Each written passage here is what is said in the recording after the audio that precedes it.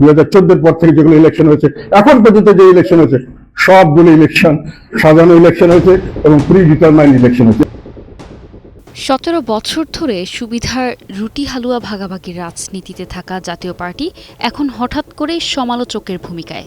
একসময় যাদের অবস্থানকে ঘিরে ছিল নীরব সমর্থন, সেই দলই এখন শেখ হাসিনা সরকারের 15তম সংশোধনী সহ নানা সিদ্ধান্তের বিরুদ্ধে তীব্র মন্তব্য করছে। জাপার চেয়ারম্যানের বক্তব্যে যেমন অতীতের সমালোচনা উঠে এসেছে, তেমনি বর্তমান সরকারকেও একই ধরনের একতরফা পথে না হাঁটার হুঁশিয়ারি দেওয়া হয়েছে। ফলে রাজনৈতিক মহলে প্রশ্ন আরও জোরালো হচ্ছে, সময় বুঝে অবস্থান বদলে আবারও কি নতুন করে সুবিধা নেওয়ার কৌশল নিচ্ছে জাতীয় পার্টি? আমাদের একটা অভিনন্দন জানা উচিত আমাদের অন্তর্বর্তীকালীন সরকার। তারা অত্যন্ত চতুরভাবে সারা দেশ বিদেশিদেরকে বোকা বানিয়েছে, আমাদের দেশবাসীকে বোকা বানিয়েছে, আমাদেরকে বোকা বানিয়েছে।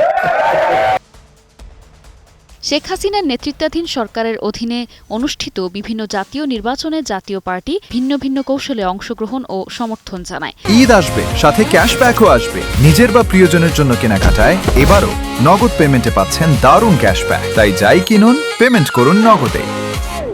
2024 সালের দ্বাদশ জাতীয় সংসদ নির্বাচনে দলটি আওয়ামী লীগের সঙ্গে আসন সমঝোতায় গিয়ে নির্বাচনে অংশ নেয় এবং 26টি আসনে জয়লাভ করে।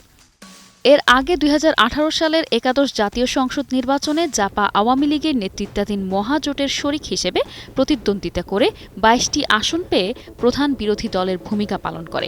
অপরদিকে 2014 সালের দশম জাতীয় সংসদ নির্বাচনে বিএনপির বর্জনের মধ্যেও জাপা অংশ নেয় এবং সংসদে বিরোধী দলের আসনে অবস্থান করে। আর এসব নির্বাচনের বাইরে বিভিন্ন সময় জাতীয় পার্টি শেখ হাসিনা সরকারের বিভিন্ন রাজনৈতিক পদক্ষেপ ও উন্নয়নমূলক কর্মকাণ্ডের প্রতিও সমর্থন জানিয়ে এসেছে।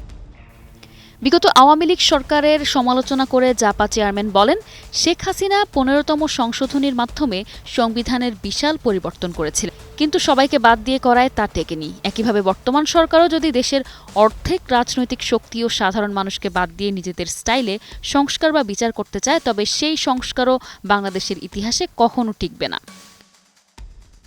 হাসিনার দোসর হিসেবে পরিচিত থেকে এখন হঠাৎ সমালোচকের ভূমিকায় জাতীয় পার্টি। রাজনীতির এই পালাবদলকে ঘিরে শুরু হয়েছে নতুন আলোচনা। দীর্ঘ সময় ক্ষমতার রাজনীতির সুবিধাভোগী হিসেবে পরিচিত দলটি এখন আওয়ামী লীগ সরকারের নানা সিদ্ধান্ত নিয়ে সরব হচ্ছে। একই সঙ্গে বর্তমান রাজনৈতিক পরিস্থিতি নিয়েও দিচ্ছে সতর্কবার্তা। ফলে রাজনৈতিক মহলে প্রশ্ন উঠছে, আদর্শিক অবস্থান বদল নাকি সময় বুঝে আবারও নতুন সুযোগ খোঁজার কৌশল নিয়েই মাঠে নেমেছে জাতীয় পার্টি। Desk report, 21 television.